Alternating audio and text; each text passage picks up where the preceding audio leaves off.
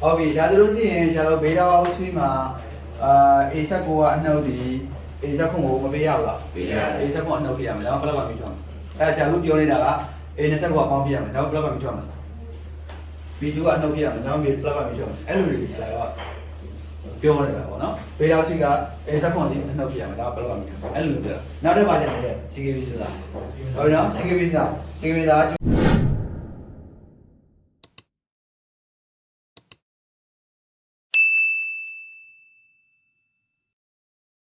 ဒီကနေ့ဒါကျိုးတစ်ချောင်းရှိတယ်6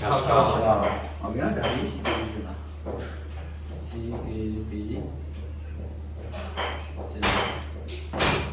CKB မှာကျိုး6ချောင်းရှိတယ်ဘာကျိုးတွေဆိုရင်အပေါင်းဘိုးကျိုးဆောင်းဆောင်းဘိုးလုံးဘိုးကျိုး CKB အိမ်ကောင်းအိမ်ဘိုးက4ချောင်း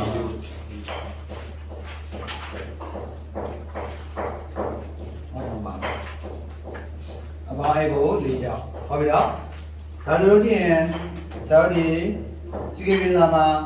အပေါင်းစလုံးအကြောင်းအနှုတ်အကြောင်းဒါ CKB မှာပေးတဲ့ပို့တွေ။ပြန်ကျန်တဲ့ signal တွေကအသွားပြန်မရှိဘူးလား။ရှိပါဘူး။အဲ့ပို့တွေကအသွားပြန်ရှိတယ်။ဟုတ်ပြီနော်။မမီးကစားမှာ။ဟုတ်ပြီနော်။ဟုတ်ပြီဒါဆိုဆရာတော်ပုံသင်ဒီတိုင်းနဲ့ဆရာပြောရတဲ့ပုံသင်ဒီတိုင်းနဲ့ပြောမှာ။ပေါင်းစလုံးပို့ပါရအောင်လား။ယူမယ်။ဟုတ်မယ်။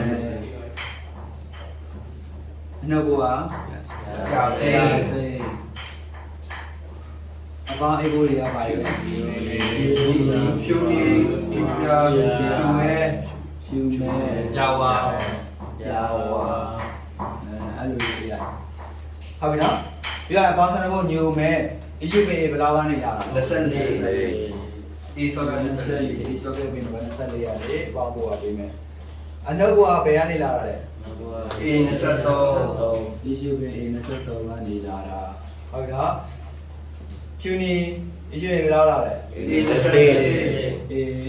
နဲ့တိကနေလာတာ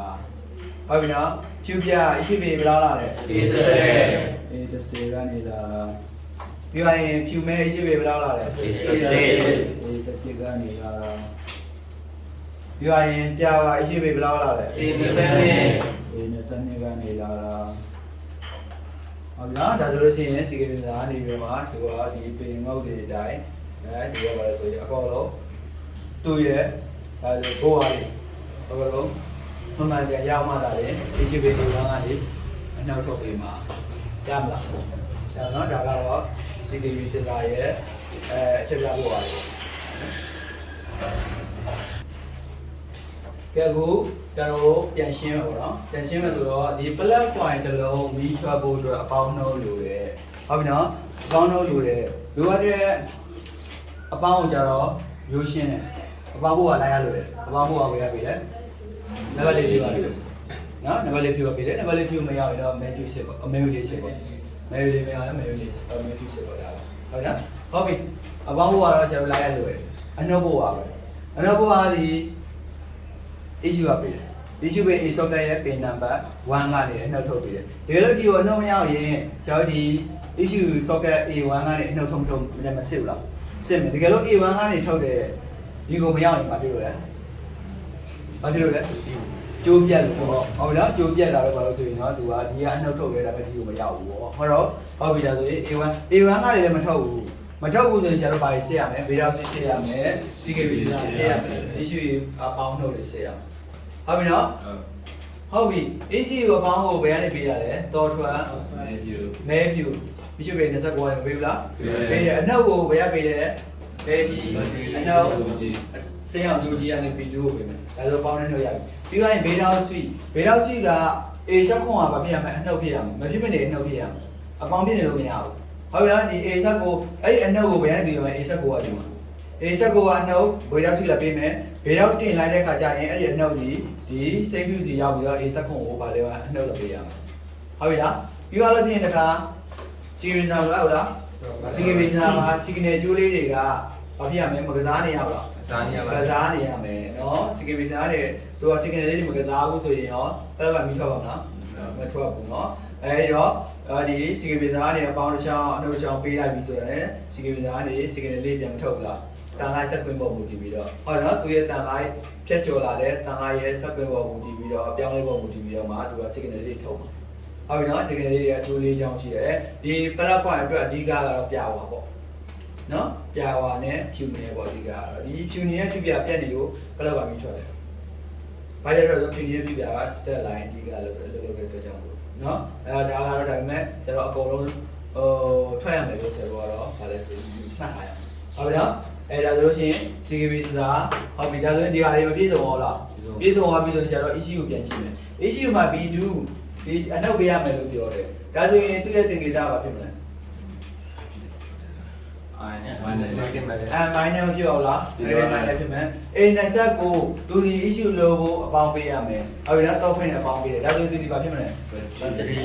battery ပေါ့နော် BAဟုတ်ပြီပြီးတော့ A1 သူဒီဘာဖြစ်မလဲသူဒီ plug point ကိုအလုပ်လုပ်ဖို့အတွက်သူဒီ control လုပ်တာဟုတ် plug point လုပ်ဖို့အတွက်ပေါင်းဖို့ကတော့တော့ဖွင့်တာလည်းပေးတာပြီးသားပဲအနှုတ်ကိုပဲ control လုပ်တယ်အနှုတ်ကိုပါထိန်းချုပ်တယ်ဒါဆိုတော့သူဒီ plug point အတွက်အဓိကမယ်လို့ဖြစ်တဲ့အတွက်ကြောင့်မို့သူဒီ ing ignition နော် ignition ဘာဖြစ်မလဲပါစာပေါ့ဟုတ်ပြီနော်မဖြစ်ဘူးလား IGBM ဟုတ်လားဟုတ် IGBM နော် IGBM ဟုတ်ပြီနော်ပြီးသွားလို့ရှိရင်တခါ A24 ပါကျိုးလဲသူဒီမဲယုံမဲ issue အလုပ်လုပ်တော့ပေါင်းစလုပ်ပေးတဲ့ဂျိုးမဟုတ်လားဒီ CKB စနာလုပ်လို့တော့ CKB စနာလုပ်တဲ့ issue ကနေပြီးတော့ပေါင်းစလုပ်ပေးတဲ့ဂျိုးဖြစ်ကြောင်းလို့သူဒီပါဂျိုးဖြစ်မလဲ VR ဟုတ်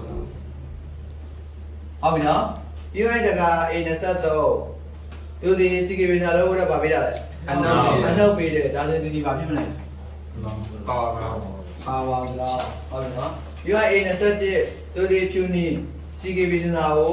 ဘာလဲဆိုရင် signal ဒီမစားနဲ့ signal လေးတွေကိုပြန်လက်ကင်မရရှိဘူးလားအဲဆိုတော့သူကတော့ Aဖို့ပေးလိုက်တယ် CKB စနာနဲ့ပြန်လာတဲ့ signal နဲ့သူကဘာဖြစ်မလဲအပေါင်းတော့ကစားမှာပေါ့ဟုတ်ပြီနော်ဒါဆိုလို့ရှိရင် A21 ဒီဖြူနီဖြစ်တဲ့ကြောင့်လို့ဘာဖိတ်လဲ U ဖိတ်ဟော IC H IHU U ဖိတ်နော်ဟုတ်ပြီနော်ပြီးတော့ရင် Q ပြဘာဖိတ်လဲIHU ဖိတ်ဟုတ်ပြီနော်ပြီးတော့ရင် A7 Q မဲဘာဖိတ်လဲW ဖိတ် IHW ဖိတ်ဖြစ်မယ်နော်ပြီးတော့ရင် A23 ကကြာ A22 ကကြာတော့ကြာပါလေကတော့ PCC နော်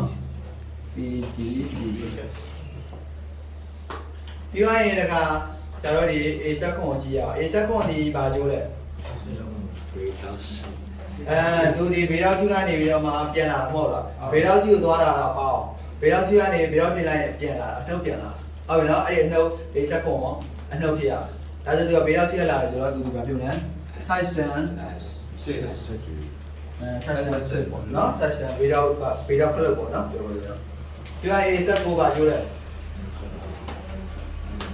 A7 ကိုပါကျိုးလဲဒီပါလဲဆိုဘေးတော့စုကိုပေးတဲ့အနှုတ်ဖြစ်တဲ့ကြောင့်သူဒီဘာဖြစ်မလဲ logic ground ဟုတ်ပြီနော်ရမလားဒါဆိုရင်ကျွန်တော်ဒီ plug point မီထွက်ဖို့အတွက် plug point မီထွက်ဖို့အတွက်အလုပ်လုပ်တဲ့ပင်အောက်တွေကိုရမလားရပါမယ်ရမှာနော်ဒါဒီ plug point ပတ်လာလေးတကယ်လို့ plug point မီမထွက်ခဲ့ရင်အပေါင်းမရောက်ဘူးလားအနှုတ်မရောက်လားဆင်းမယ်အပေါင်းမရောက်ရင်တော့အပေါင်းလမ်းကြောင်းတိုင်းရှယ်လိုက်မယ်အနှုတ်မရောက်ရင်တော့အနှုတ်လမ်းကြောင်းရှယ်လိုက်မယ်ဟုတ်နော်အဲ့ဒီမှာချွင်းချက်အနေနဲ့ပါရီချန်သေးလဲဆိုလို့ရှိရင်အနှုတ်မှာအနှုတ်မထွက်ခဲ့ရင်ဒါတွေပြည့်စုံရင်းနဲ့အနှုတ်မထွက်ခဲ့ဘူးဆိုတော့ကျွန်တော်ပါထပ်ဆေးရမယ် TV စင်တာဆေးရမယ် TV စင်တာကနေပြီးတော့မှဒီပါဒီဂရီဒီပါဒီဂရီဒါလည်း60 90လောက်တက်နေတယ်ဆိုရင်ဘယ်တော့မှမထွက်ပါဘူးထွက်တာကြောင့် TV စင်တာလေးချွင်းချက်အနေနဲ့စစ်ပေးရမယ်ပြီးသွားရင်တခါnozzle socket တွေကပြောင်းနေရောဘယ်လောက်မထွက်ပါမှာထွက်ဖို့တော့သူကဘာလဲဆိုအဲ့ဒါတွေကကြာတော့သူကဘာလဲဆိုရင်သူရဲ့အဆင့်မြင့်မှာဖြစ်သွားပြီပေါ့ဒါကအခြေခံပိုင်းပေါ့ဒါအခြေခံပိုင်းမှာဒါဖြစ်ဖြစ်ချီရမယ်အရှင်းပိုင်းမှာတော့ TV စင်တာလေးတွေပုံမှန်ဖြစ်ရမယ်ဘာလဲ nozzle socket တွေပြုတ်နေတာလည်းဖြစ်လို့မရအောင်အဲ့လိုမျိုးပြောတာရမယ်နော်အဲ့ဒါဒီအရေးကြီးရဲ့အဲ့တော့အခုဒီပတ်လာမှာအခြေခံမှာတော့ဒါတွေမဖြစ်မနေမဖြစ်ရမယ်ပုံမှန်ဘိုးဒိတ်တွေရောက်နေရမလားပုံမှန်ဘိုးဒိတ်ရောက်ပုံမှန်ဘိုးဒိတ်တွေမရောက်နေရင်တော့ပလက်ပိုင်းဒီထွက်မှာမဟုတ်ဘူးနောက်ဆုံးဒါတွေပုံမှန်ဘိုးဒိတ်တွေရောက်လို့မှမထွက်ရင်တော့ဒါ issue တွေမှနေရနေပြီးတော့သူကနှုတ်လမ်းကြောင်းပြတ်တာလို့ပြောပေါ့သူကဘာလဲဆိုရင်ဒီ issue တွေမှာလည်းသူကဘာလဲ transistor လေးနဲ့ သူကတက်ဆင်ထားတာပဲသူကပြောမှဆိုရင်သူပဲချင်းမှာအနှုတ်ထုတ်ပေးဆိုတော့သူကအလုပ်လုပ်တော့ကိုအဲ့အနှုတ်ထုတ်ပေးတဲ့အကောင်ကြီးကပြတ်နေမှာဆိုရင်လည်းအနှုတ်လည်းတော့မရဘူးဒါတွေအားလုံးပြည့်စုံရတဲ့A1 တော့အနှုတ်ထုတ်ပေးမဲ့ပြောမှဆိုရင်တော့သူရဲ့ gate တွေကအလုံးမလုပ်ဘူးသူရဲ့ headset ပစ္စည်းလေးပေါ့နော်ဒီ transistor လေးတူကအလုံးမလုပ်ဘူးဆိုရင်တော့သူထောက်ပါထောက်အဲ့လိုမျိုးဖြစ်တယ်ပေါ့နော်ဒါကတော့ဖြစ်ခဲ့ပါတယ်နော်issue လာသွားတော့ဘာလို့ဆိုတော့မရ issue ပြက်နေတယ် issue ပြက်တယ်ဆိုရင်တော့လည်းသူကနှုတ်မထုတ်ဘူးဒါတွေကရှိလို့နော်အဲ့တော့ဒါဒီကလေး150 K59 K59 နော်2018ထက်လေးပေါ့နော်သူ20တိထုတ်လို့နော်ဟုတ်ပြီအဲ့ဒီကောင်ရဲ့ပတ်လန်နဲ့ ပလန်ကွာပလန် ဘယ်လိုမှမထွက်ခဲ့ရင်ဟုတ်ပြီဒီပတ်လန်လေးကိုရှာလိုက်ရအောင်ဘယ်လိုမှမိထွက်ဖို့ဒီပတ်လန်လေးတွေထည့်ပေးရတက်ဆင်ပေးရဒီ ECU ဒီ59 K59 ECU မှာဒီအငုတ်တွေကိုရှာတော့ဒီဘိုးလေးတွေထည့်ပေးမှာဘယ်လိုမှမိထွက်မှာအဲဒီဘိုးလေးရလေရမလားကိုယ့်အပြင်ကနေရှင်းလို့ရဟိုကြိုးလေးအောင်လေဒီပင်ကုတ်လေးတည်ရတယ်ကိုရှင်းလို့မရဘူးရတယ်လေနားလည်နော်ဟုတ်ဒါကတော့ဘယ်လိုလဲဘယ်လိုပါလဲကဲဒီဘလောက်ရပြီဆိုရင်ကိုရှာရဲ့ဗီဒီယိုလေးကိုရှာအမြဲတမ်း YouTube မှာတင်ပါပေးမယ်နော် YouTube မှာတင်ရင်ပြီး Facebook ကကြတော့နည်းနည်း line လေးမကောင်းဘူးနော် YouTube မှာချက်တင်ပြီးအမြဲတမ်းတင်ပါပေးမယ်တင်ပါပေးမယ်ဆိုတော့အဲ့ဒီဒီပညာပုံစံလေးကိုနဲ့ asset မဆိုရင်တော့ဒီပေါ့ဝင်ကြည့်ကြပြီးတော့လို့ရှိရင် line subscribe လုပ်ပြီးပေါ့နော်အဲ့ဒါနောက်ဆုံးနေ like and subscribe လုပ်ပြီးပြီးတော့ကိုယ့်ရဲ့အတိမိတ်ဆွေတွေကိုလည်းတစ်ခါပြန်ပြီးတော့ညှဝေပြီးပေါ့နော်ဒါလည်းချက်တောင်းဆိုရနော်ဒါလို့ဆရာတို့ပြင်မဲ့ထူနိုင်အောင်ရမှာဟုတ်နော် like and subscribe လုပ်ပြီးနောက်ဆုံးဟုတ်